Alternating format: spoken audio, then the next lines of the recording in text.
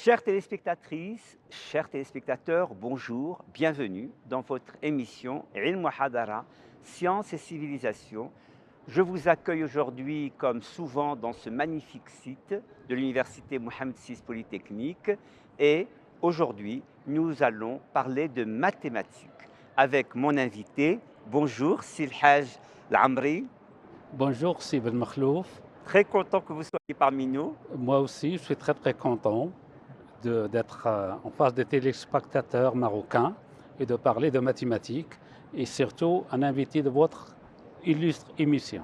Merci beaucoup. Alors effectivement, vous parlez des téléspectatrices, téléspectateurs marocains parce que vous êtes marocain mais vous vivez en France. Effectivement. Vous avez fait votre carrière en France depuis longtemps, mais avant précisément de parler de votre carrière, j'aimerais qu'on revienne sur votre formation et vos motivations. Vous êtes né dans quelle région du Maroc? Alors, je suis né à Ben Slimane. Ben Slimane, oui. Voilà, la région de Chaouia. Oui. J'ai fait mes études donc, au début au Maroc, à Ben Slimane, pour l'école primaire. Oui. Ensuite, Collège Ziad à Ben Slimane. Oui. Et lycée Moulay Abdallah, Casablanca, où j'ai suivi des études de sciences mathématiques. D'accord. Ensuite, j'ai fait le DUG à Rabat, à la faculté des sciences. Alors, DUG, c'est ce qu'on appelait le diplôme d'études générales, les 2 premières années après le baccalauréat. C'est ça. C'était également au Maroc. Au Maroc, à Rabat. Et après, vous êtes parti? Je suis allé à Nancy pour faire la licence. J'ai fait la licence, la maîtrise, le DEA de l'époque. Oui, ce qu'on appelle aujourd'hui le Master 2. Le Master 2. Et ensuite, j'ai fait un doctorat en mathématiques appliquées et plus spécifiquement en équation aux dérivées partielles non linéaires, ce qu'on appelle de l'analyse non linéaire. L'analyse non linéaire, vous êtes un analyste, on reviendra sur vos spécialités. On reste sur cette première partie de votre itinéraire. Qu'est-ce qui vous a accroché aux mathématiques? Je dis ça parce qu'il y a des jeunes gens qui nous écoutent et ils ont parfois comme ça cette motivation pour faire ces mathématiques. Au Maroc, les mathématiques rencontrent fort heureusement des dispositions assez partagées. Dans votre cas, comment le déclic s'est fait pour les mathématiques? La vérité, j'étais bon dans toutes les matières. Et à l'époque, c'est souvent le cas des mathématiciens. Oui. Et à l'époque, il n'y avait pas autant d'informations qu'aujourd'hui.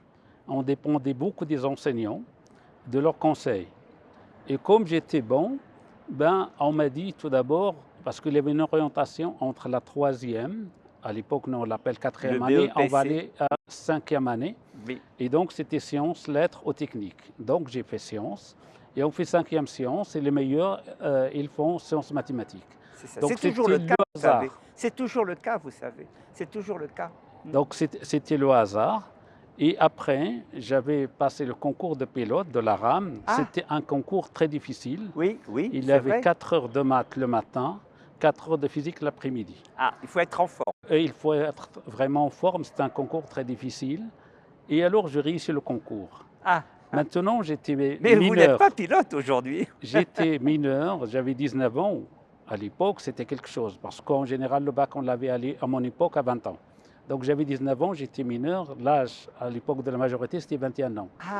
Et donc, mais mon père s'est opposé catégoriquement par amour.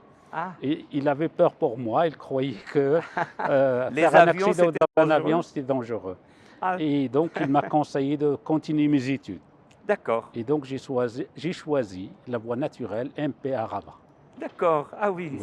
C'est intéressant. Est-ce que c'est un destin professionnel contrarié ou vous avez trouvé... Non, absolument pas. D'accord. Parce que tout d'abord, comme on dit, oui. Et aussi, il y a le walidine. Très important. Et donc, satisfaire ses parents qui étaient très gentils avec moi, qui ont fait beaucoup de sacrifices pour moi. Donc, faire satisfaction. Je vous comprends. Et aujourd'hui, aboutir comme un mathématicien, on va dire reconnu, avec toute modestie. Ça fait plaisir. Eh bien, bien sûr, c'est magnifique hommage à nos parents et à nos ancêtres, sans qui on ne serait pas là. Vous savez, il y a une très belle expression chinoise sur la piété filiale. Le respect aux parents est inconditionnel parce qu'ils nous ont donné la peau avec oui, laquelle on interagit tous les jours. oui, Tous les jours, on doit penser à eux. effectivement, c'est vrai, c'est vrai. Alors, on revient sur votre parcours. Vous voilà donc engagé dans les mathématiques. Maintenant, qu'est-ce qui fait que dans les mathématiques, il y a de la géométrie, il y a de l'algèbre, il y a de la logique. Vous, c'est l'analyse. L'analyse fonctionnelle, vous Oui. avez commencé déjà à préciser l'analyse non linéaire. Mais avant cette précision, pourquoi ce choix de l'analyse? Alors, tout d'abord, là aussi, j'avais un équilibre Tahlil. entre les quatre branches principales de mathématiques. Bon, alors l'analyse, je me sentais plus analyste et aussi la rencontre de profs. Parce que la C'est rencontre de déterminant. profs, c'est C'est déterminant. déterminant, oui. Et donc j'avais un prof en maîtrise qu'on appelle aujourd'hui Master 1. C'est un prof de très très haut niveau. Et donc, et je n'ai pas fait le DEA avec lui, mais il a gardé un bon souvenir de moi. Et à la fin de mon DEA, elle m'a dit, est-ce que tu veux travailler avec moi? Et il était vraiment excellent et j'ai choisi de travailler avec lui. Mais souvent, c'est ça, C'est les ça le rencontres déclic. intellectuelles sont très Oui, oui, oui, importantes. oui. C'est parfois déterminant, hein, c'est extraordinaire. Ben, mon cas, il y a beaucoup de hasard. Ben oui, Et le oui, oui. hasard fait bien les choses en général. Donc, c'était vraiment le hasard que j'ai choisi ce domaine Oui, et j'y suis resté fidèle oui. parce que c'est Vous un avez trouvé domaine, votre oui, miel oui, oui, là-dedans. voilà. Oui, oui, oui. C'est un domaine prometteur. Ben, on fait de l'analyse mathématique théorique de haut niveau et on attaque des problèmes qui proviennent de la chimie, de la biologie, de l'écologie. Donc, c'est motivant. Et quand on trouve un résultat, ben, on compare toujours à est-ce que ça se passe comme ça dans la réalité. Et ça fait plaisir. Donc, on est un mathématicien appliqué. On fait des mathématiques de haut niveau et toujours en lien avec les applications. Quand on dit mathématiques appliquées, ça veut dire qu'on fait des simulations, des modélisations, ou est-ce que l'on fait des outils mathématiques pour des disciplines que vous avez citées comme la chimie, la biologie? Est-ce que c'est un outil au service d'autres disciplines ou est-ce que c'est véritablement de la modélisation qui trouve D'accord. son point de chute dans telle ou telle discipline? Dans mon cas, les problèmes que j'ai attaqués, c'est en général, ils étaient modélisés par les chimistes ou les biologistes. D'accord. Donc, Il y avait une le problème, voilà, pré-modélisation. la modélisation était déjà faite par des spécialistes D'accord. dans la matière. Donc, moi, ainsi après, avec mon prof à l'époque, ensuite avec mes élèves, on fait l'étude mathématique de ces problèmes. Et on préfère l'étude théorique, parce que quand on démontre un théorème, on l'a démontré. Quand on résout un problème, on l'a résolu. Quand est-ce qu'on fait de la simulation? C'est quand le problème reste ouvert, c'est-à-dire les cas particuliers, parce qu'en général, c'est rare de résoudre un problème complètement. Il reste toujours des questions. Et c'est ces questions, on fait des simulations numériques qui nous permettent de faire des conjectures. Et avec ces conjectures, on peut discuter Des avec, par hypothèses, exemple, oui, voilà. on peut discuter quand il s'agit de chimie, avec le chimiste, est-ce qu'il trouve notre conjecture plausible?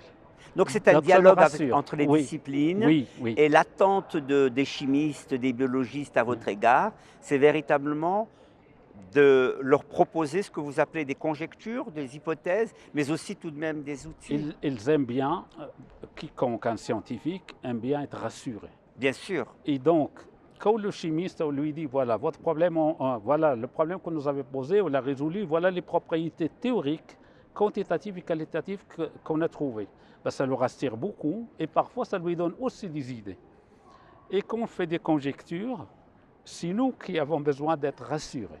Eh oui, bien sûr. Voilà, c'est nous qui avons C'est besoin donc parce que c'est dans les deux sens, oui, c'est c'est-à-dire un que va-et-vient. ah oui, c'est Oui. magnifique. Ça nous fait beaucoup de bien aux deux parties ou bien aux trois parties. Eh Oui, oui. Donc là, on voit un petit peu mieux. Alors, si vous aviez à définir en quelques mots, oui, pour des gens non mathématiciens, oui. l'analyse non linéaire.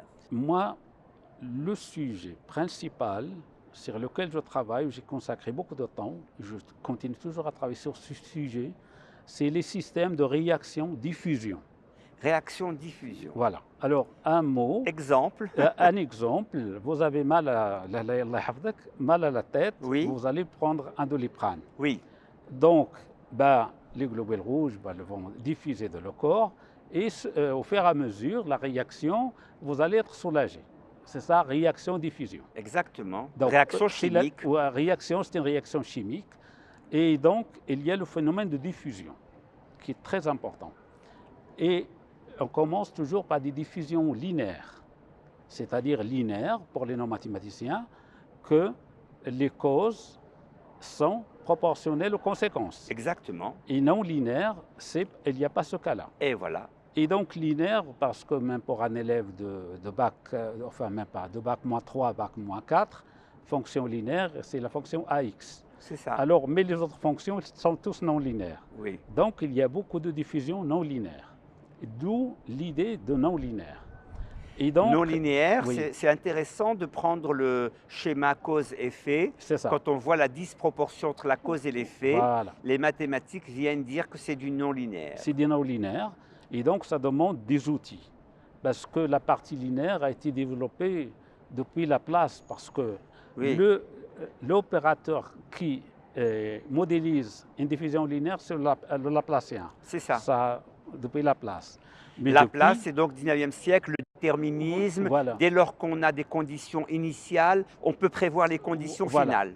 Mais là, c'est très rare. C'est très rare. Et donc, il y a d'autres opérateurs qui sont non linéaires. Et donc, il faut étudier ces opérateurs-là. Et c'est là qu'on fait ce qu'on appelle des outils pour résoudre les problèmes. Et c'est ce qui a donné lieu à l'analyse non linéaire. L'analyse non linéaire. Merci, c'est très clair. D'ailleurs, vous avez beaucoup de considérations pédagogiques dans votre travail. Vous avez toujours cherché à transmettre.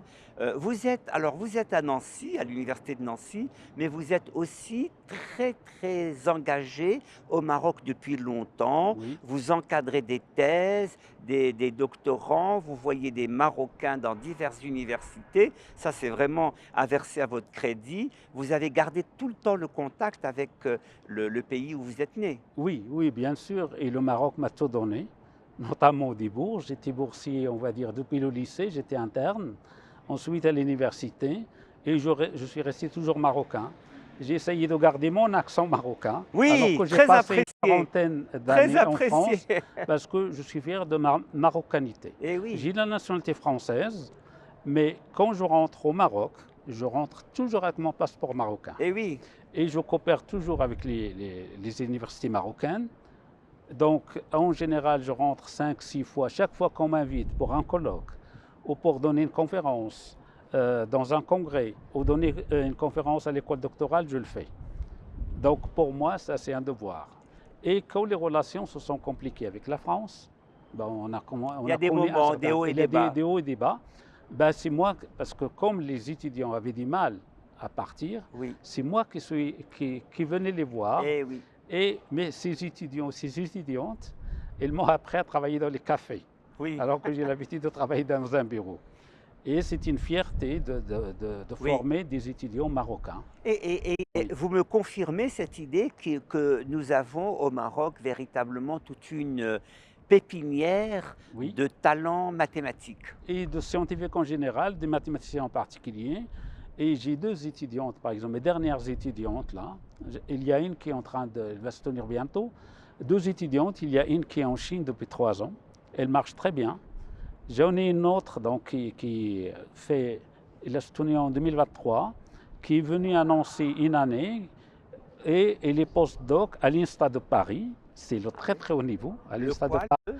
L'INSTA, l'École nationale supérieure des techniques avancées. Des techniques avancées. Oui, c'est une grande école, pas loin de l'école polytechnique. Voilà. Et donc, dans un très grand laboratoire, elle se débrouille très bien. Et j'espère qu'elle aura bientôt un poste. Même on l'a contacté pour le CNRS.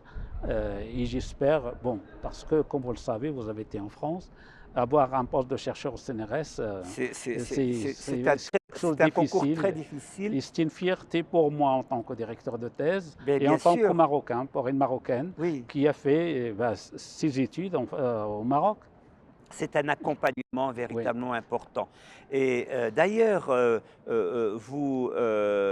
vous avez toujours été, vous avez eu toujours cette fibre pour, alors bien sûr, votre spécialité, c'est les mathématiques appliquées, mais vous avez aussi cette fibre pédagogique et je dirais aussi sociale. Vous avez animé à Nancy, vous continuez à le faire, tout un cycle de conférences sciences et société.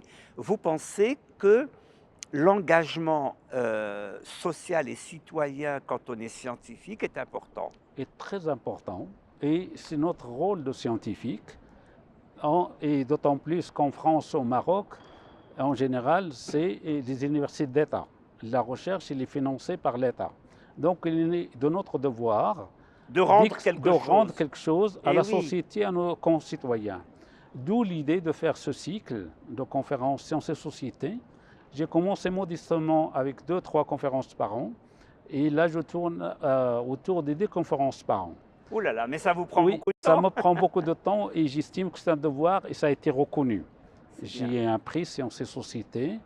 J'étais plusieurs fois, ma candidature a été avancée pour le prix de d'Alembert. Je ne l'ai pas encore eu, mais je continue à rêver de Mais l'avoir un il jour. faut, il Déjà, le faut. fait que mon université qui présente ma candidature, c'est quelque chose. Oui, oui. Donc, Donc ce qui est bien, c'est que votre université reconnaît ce travail oui, que vous oui, faites. oui, C'est oui, le Hajj al-Amri. oui. Et donc c'est important d'avoir un support, un soutien institutionnel quand on est engagé dans une entreprise qui n'est pas directement liée à ses engagements professionnels. Bah, vraiment, je suis très très soutenu depuis le début. Et quand j'invite des stars, parce que ce que j'ai envie de dire, que j'ai invité des stars, alhamdoulilah, des prix Nobel, Oui, je pense 5 ou 6, des médaillés Fields, des académiciens, des profs au Collège de France. Et donc j'étais toujours soutenu. Et quand une star vient, ben, il y a toujours le président de l'université, ils le sont vice, honorés sur ils place. sont honorés, le vice-président des conseils scientifiques, la direction de mon Oui, laboratoire. Donc, tout le je suis staff est vraiment là. soutenu.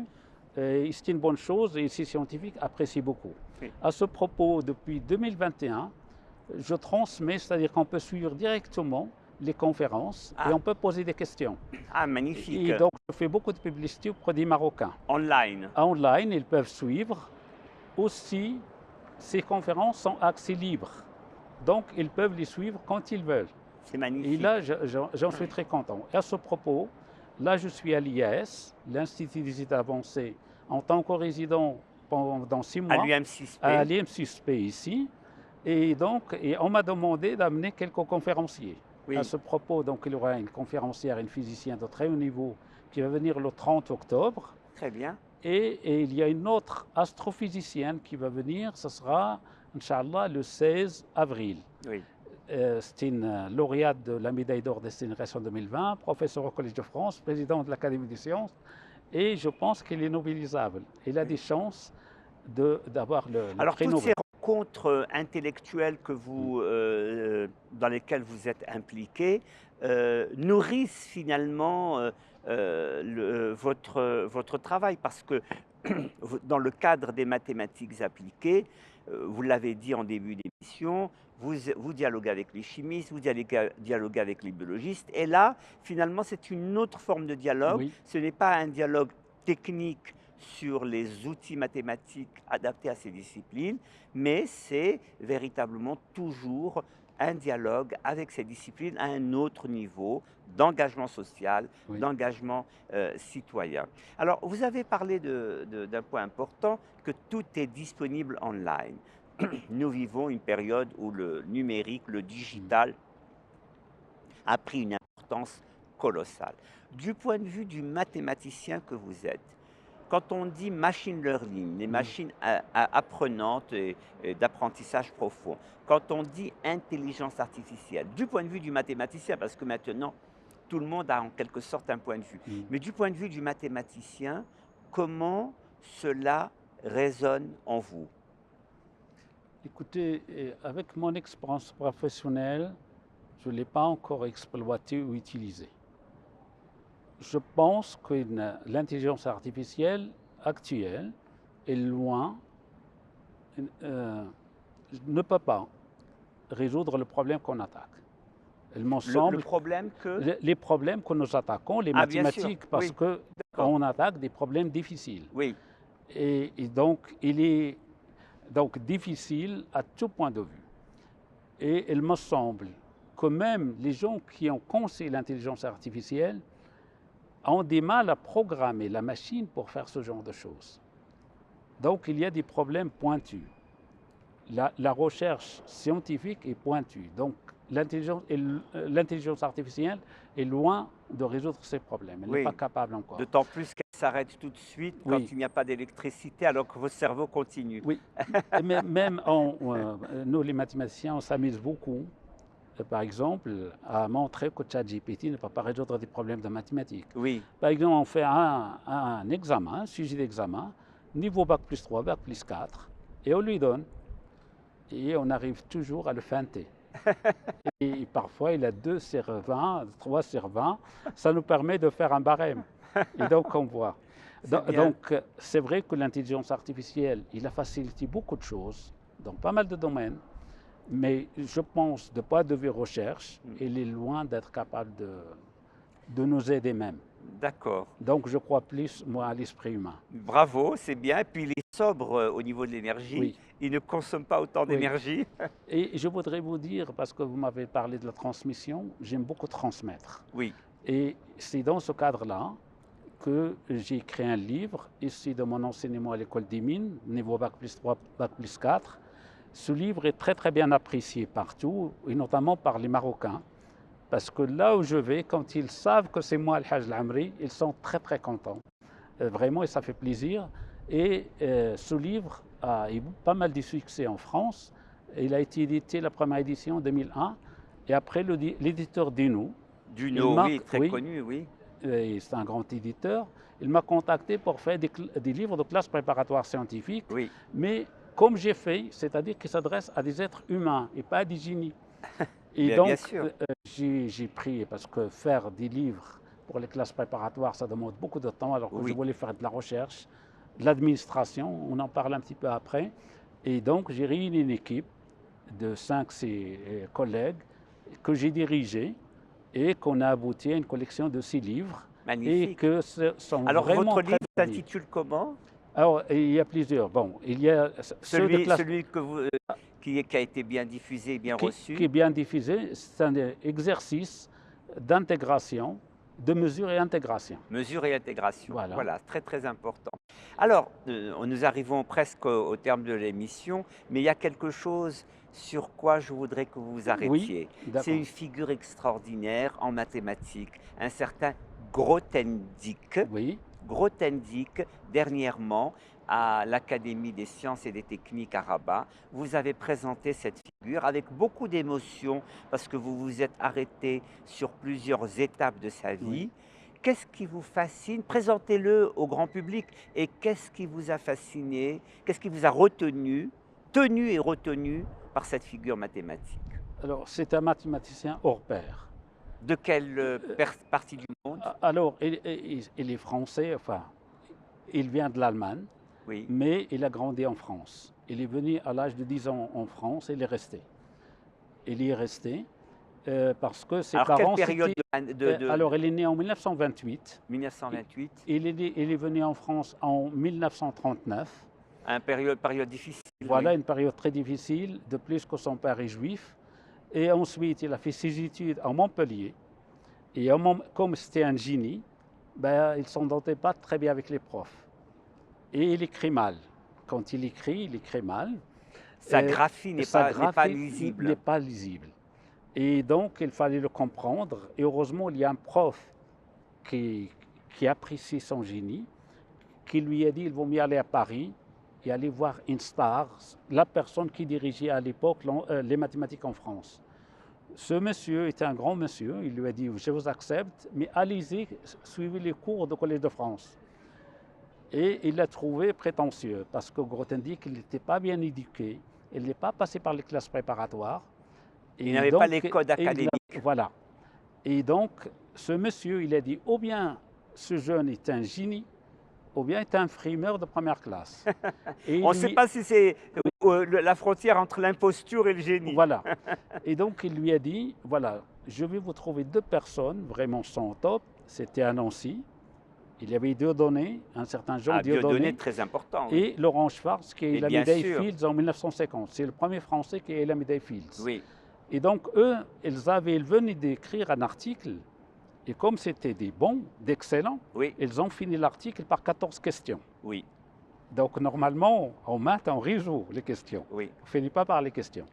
Et donc, le monsieur s'appelle Henri Carton. Henri Carton a téléphoné à Dieudonné, très important, très connu. à Oui. Dieudonné et à Schwartz. Il leur a confié ce monsieur. Alors, il faut se méfier de ce mec. Ou bien il est très bon, ou bien, mais il faut le montrer. Oui. Soit il est bon, Oui. soit il n'est pas bon, il doit. Et donc, il lui a dit, voilà, vous lisez l'article, il y a 14 questions, vous résolvez une. Donc, il a disparu pendant 3 mois. Donc, ils ont dit, ça y est, il est parti. Et donc, quand il est revenu, 7 questions étaient résolues. Sur les 14. Sur les 14, Oh. il n'en revenait pas. Oui. Donc, il savait qu'ils étaient devant un génie. Oui. Et donc, on dit à l'époque qu'il a tué l'analyse fonctionnelle, c'est-à-dire qu'il a résolu tous les problèmes qui étaient posés en analyse fonctionnelle.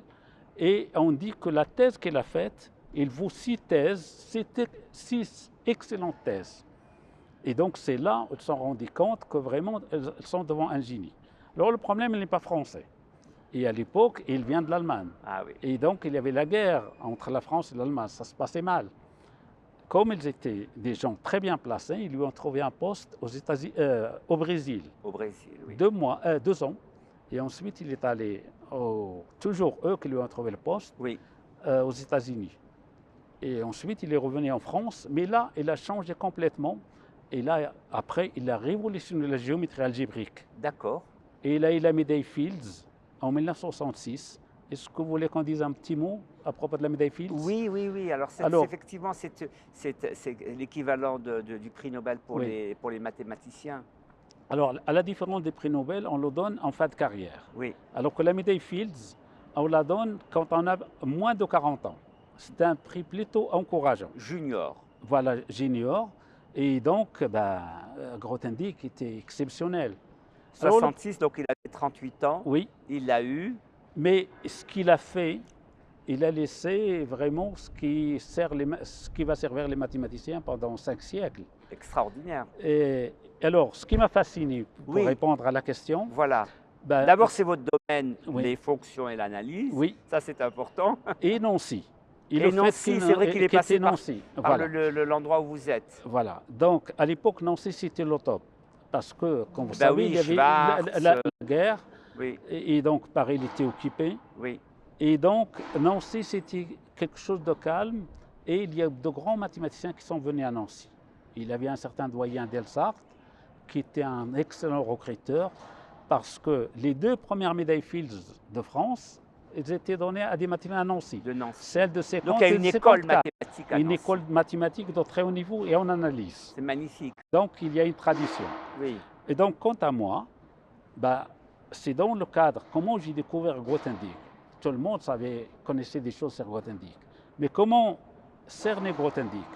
Dans le cadre de mon cycle de conférences Sciences et Société, j'ai fait la projection d'un film sur Grothendieck et j'ai fait une conférence de débat. Et donc, il fallait la préparer. Alors, il se trouve que j'ai fait le film, j'ai le projeté dans un cinéma où il y a 350 places. Il y avait plus que 500 personnes. Extraordinaire. Et donc, il fallait faire une autre projection. Et dans la deuxième projection, j'ai invité le premier élève de Grothendieck et 2 donc collègues des gens qui l'ont côtoyé. Qui l'ont côtoyé en personne, qui ont vécu avec lui. Et donc, je les ai invités, j'ai appris beaucoup de choses. Et un jour, je rencontre le directeur des collèges de mathématiques à l'Académie des sciences. Il me parlait de Grothendieck, on a ceci, cela, parce que le secrétaire perpétuel, Omar Fassil Fehri, a connu Grothendieck quand il était étudiant. Donc, Omar, quand il était là-bas, il entendait parler de lui.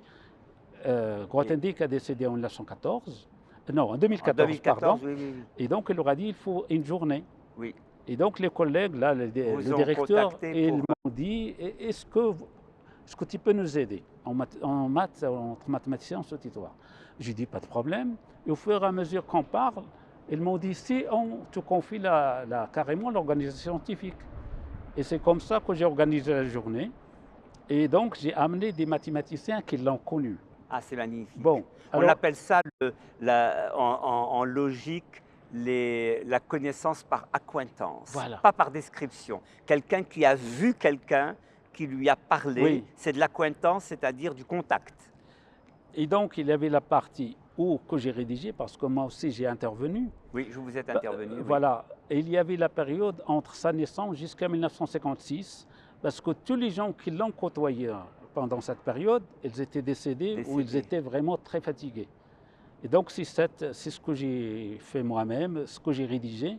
Et si vous avez vu mon article, les gens, les téléspectateurs intéressés, ils peuvent trouver ça en ligne à l'Académie des sciences, parce qu'ils ont un bulletin de l'Académie des sciences. J'ai bien mentionné ça. Voilà, moi je ne l'ai pas côtoyé contrairement aux autres, et je n'ai pas trouvé quelqu'un que je peux amener, donc j'ai pris cette partie qui m'a demandé beaucoup de travail, mais j'en suis très fier. Merci beaucoup. On termine sur cet hommage de transmission que vous rendez à ce grand mathématicien dans ce pays qui est le vôtre, le Maroc, à l'Académie des sciences et des techniques. Chères téléspectatrices, chers téléspectateurs, merci beaucoup pour votre attention et je vous dis à une prochaine fois. Nous étions avec le professeur El Haj El Amri, mathématicien entre Nancy en France et le Maroc, ici l'UM6P. À très bientôt. Au revoir.